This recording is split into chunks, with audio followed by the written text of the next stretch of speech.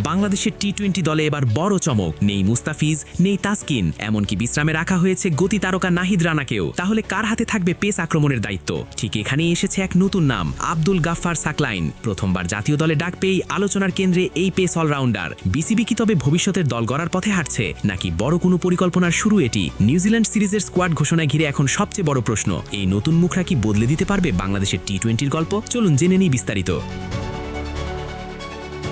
নিউজিল্যান্ডের বিপক্ষে আসন্ন টি-20 সিরিজকে সামনে রেখে প্রথম 2 ম্যাচের জন্য স্কোয়াড ঘোষণা করেছে বাংলাদেশ ক্রিকেট বোর্ড। আর এই দল ঘোষণার পর থেকেই শুরু হয়েছে জোর আলোচনা, কারণ এবার অভিজ্ঞতার চেয়ে বেশি গুরুত্ব দেওয়া হয়েছে তারুণ্যকে, আর পরিচিত মুখের চেয়ে বেশি জায়গা পেয়েছে নতুন সম্ভাবনা। সবচেয়ে বড় চমক অবশ্যই আব্দুল গাফফার সাকলাইন। প্রথমবারের মতো বাংলাদেশের টি-20 দলে জায়গা পেয়েছেন এই 28 বছর বয়সী পেস বোলিং অলরাউন্ডার। ঘরোয়া ক্রিকেটে ধারাবাহিক পারফরম্যান্স, বৈচিত্র্যময় বোলিং এবং ইনিংসের শেষ দিকে বড় শট খেলার ক্ষমতা, এই 3 গুণই তাকে জাতীয় দলের দরজায় পৌঁছে দিয়েছে। বাংলাদেশের পেস ইউনিটে যখন মুস্তাফিজুর রহমান, তাসকিন আহমেদ এবং নাহিদ রানার মতো মূল অস্ত্রদের বিশ্রাম দেওয়া হয়েছে, তখন সাকলাইনের সুযোগটা আরও বড় হয়ে দাঁড়িয়েছে। এটি শুধু জাতীয় দলে অভিষেকের সম্ভাবনা নয়, বরং নিজেকে প্রমাণ করার এক বিশাল মঞ্চ। বিশেষ করে টি-20-র মতো দ্রুতগতির ফরম্যাটে এমন একজন বোলার প্রয়োজন যিনি শুধু বল হাতেই নয়, ব্যাট হাতেও ম্যাচের গতিপথ বদলে দিতে পারেন। সাকলাইনকে ঠিক সেই ভূমিকাতেই দেখছে টিম ম্যানেজমেন্ট। এদিকে স্কোয়াডে ফিরেছেন 23 বছর বয়সী ডানহাতি পেসার রিপন মুন্ডলো। 2023 এশিয়ান গেমসে বাংলাদেশের হয়ে 3টি ম্যাচ খেলেছিলেন তিনি। তবে মূল জাতীয় দলে নিয়মিত জায়গা করে নেওয়ার জন্য এই সিরিজটি হতে পারে তার ক্যারিয়ারের সবচেয়ে গুরুত্বপূর্ণ সুযোগ। এই স্কোয়াড দেখে স্পষ্ট বোঝা যাচ্ছে নির্বাচকরা শুধু সিরিজ জয়ের চিন্তায় নেই, তারা ভবিষ্যতের দলও গড়ে তুলতে চাইছেন। আগামী বড় টুর্নামেন্টগুলো মাথায় রেখে এখন থেকেই বিকল্প শক্তি তৈরি করাই মূল লক্ষ্য। অধিনায়ক হিসেবে থাকছেন লিটন কুমার দাস। তার নেতৃত্বে দলে আছেন পারভেজ হোসেন ইমন, তানজিদ হাসান, সাইফ হাসান, শামীম হোসেন, তাওহিদ হৃদয়, নুরুল হাসান সোহান, শেখ মাহেদী, নাসুম আহমেদ, রিশাদ হোসেন, শরীফুল ইসলাম, তানজিম হাসান সাকিব, সাইফুদ্দিন সহ আরও কয়েকজন পরিচিত মুখ।